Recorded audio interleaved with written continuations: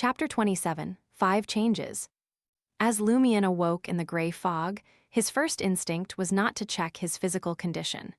Instead, he sat up abruptly and looked at the table by the window. There, bathed in the soft light that filtered through the thick fog, were the 3 red chestnut flowers and the glass bottle of poplar leaf powder. She really sent the supplementary ingredients in relief-flooded Lumion. He got out of bed and stretched, delighted to discover that the pain in his neck and back had vanished, along with the general discomfort he had been feeling. Just as I hoped, I'm fine in the dream when I'm better in reality, even though the injuries on both sides aren't equal at all. He quickly walked over to the wardrobe with the full-length mirror, took off his shirt, and examined himself. The 5 bloody finger marks, the bruises, and the blood clots were all gone. This made Lumion wonder if killing the Beyonder monster had been nothing more than a dream. Thankfully, the crimson object in the cloth bag, the slightly larger sum of money, and the shotgun next to his bed confirmed the reality of his experience. Lumion's heart eased. With the cloth bag containing the crimson item and a large amount of money, he left the bedroom and went straight to the first floor. Grabbing a bottle of red wine and a beer mug, he headed back up with some basil. He made sure to bring along a measuring cylinder and miniature scale that his sister Aurora had purchased for him. Looking at the desk filled with all the necessary items, Lumion felt both excited and nervous. With everything in place, all that remained was to concoct the potion. Potions were not beverages. They were more dangerous than alcohol, capable of killing or transforming the drinker into a monster with the slightest mistake.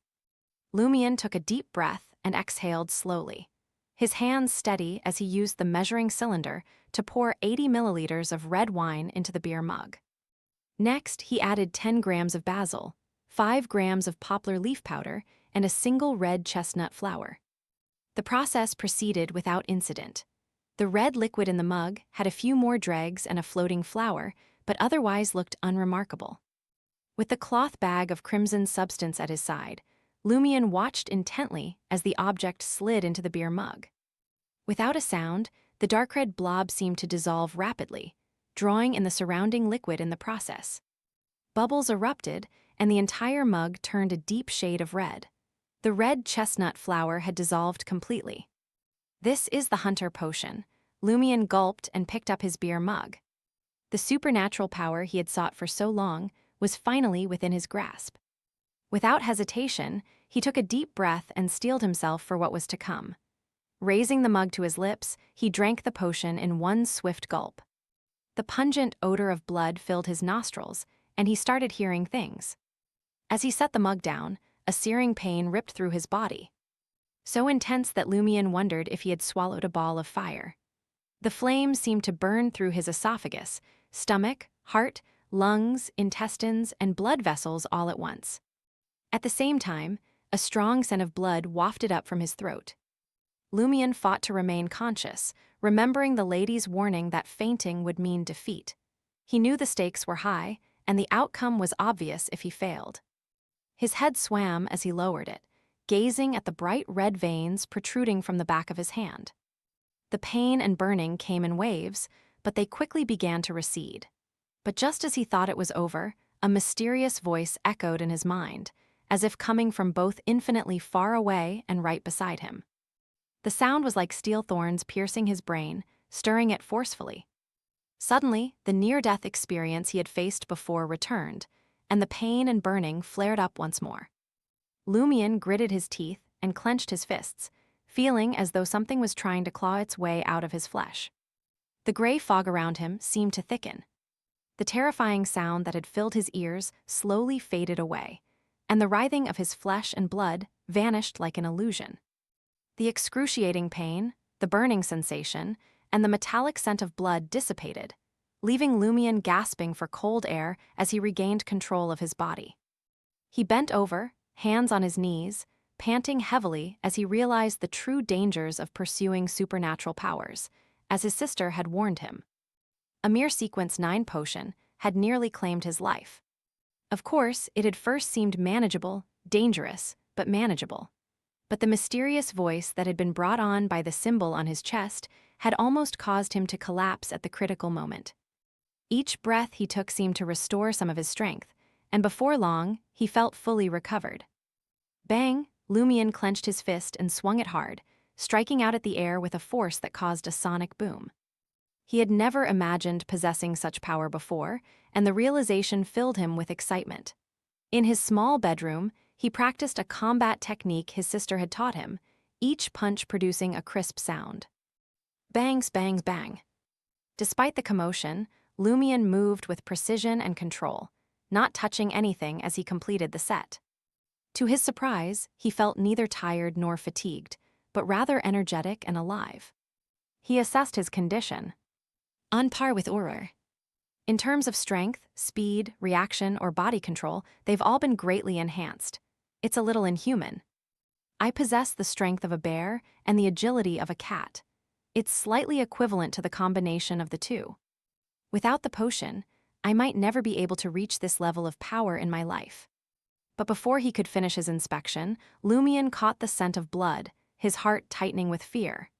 Instinctively, he sniffed the air and realized that he could determine the source of the blood. It came from his body. Lumion looked down and saw that the back of his hand was covered in blood-red spots. He came to the full-body mirror again and realized that his face was similarly stained. He wiped some of the blood away, but found no sign of any wounds. After a moment's thought, Lumion came to a realization. Did the potion cause the capillaries Urur talked about to burst? And then they quickly healed after I absorbed the potion. The only explanation for his current condition was supernatural influence. Realizing he was not injured, Lumion pushed the matter aside and focused on his sense of smell, which seemed to have undergone a significant change. As he concentrated, the scents around him were decomposed and drilled into his nose in various forms. The smell of blood, the residual smell of alcohol, the fragrance of flowers, the smell of dust. Lumion began identifying the scents around him one by one, even the slightest ones not escaping his heightened senses. Simultaneously, he saw invisible footprints and the distribution of dust in the bedroom, heard the beating of his own heart and the breeze outside the house. The second change is that my sensory abilities have increased exponentially, surpassing the standards of ordinary humans. No wonder the monster he had encountered was so skilled at tracking. Lumion was delighted. More importantly, this improvement did not interfere with his daily life and only appeared when he focused. It only took the form of a weaker version. Through experimentation and self-examination, Lumion discovered two other changes brought on by the Hunter potion.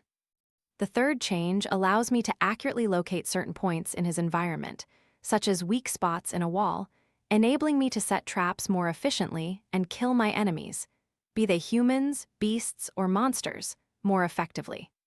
The fourth change is that I have more knowledge about wild plants and animal organs, allowing me to survive better in the wilderness and quickly find hemostatic medicine when injured. I can even make poison to smear on weapons if needed. As he confirmed these newfound abilities, Lumion couldn't help but feel a sense of absurdity. I actually managed to kill that shotgun monster. The current me is much stronger than the previous me, and it was not much weaker than the current me. Lumion contemplated for a while and concluded two crucial points. Ability is important, but brains are equally important. Exploiting a good environment can effectively increase my strength. After some thought, Lumion added inwardly, also, I can't be careless and lose my patience at any time. He walked to the window and gazed at the dream ruins again. An indescribable sense of oppression, fear, and danger surged into his heart. This was something he had never felt before. The fifth change is some kind of intuition strengthening. Lumion nodded gently. He went to the washroom and washed his body with clean water. He changed into a fresh set of clothes and then lay back on the bed with the money close.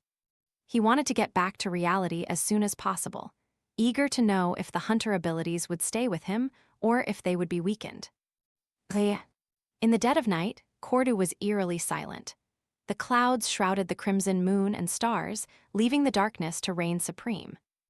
Lumion surveyed the night scenery and felt an overwhelming sense of happiness. He was now a Beyonder in the real world, and his powers hadn't weakened at all compared to the dream realm. As an intuition struck him, Lumion unbuttoned his shirt and gazed down at his chest. The black symbol, resembling a thorn chain, was slowly fading away. It also appears in reality, Lumion muttered, feeling a twinge of unease. He noticed that the bluish-black symbol that had loomed over the thorny chain existed only in his dreams. Suddenly, Lumion's heart skipped a beat as he gazed up at the nearby elm tree. The legendary Owl of the Warlock was perched on a branch, observing him quietly.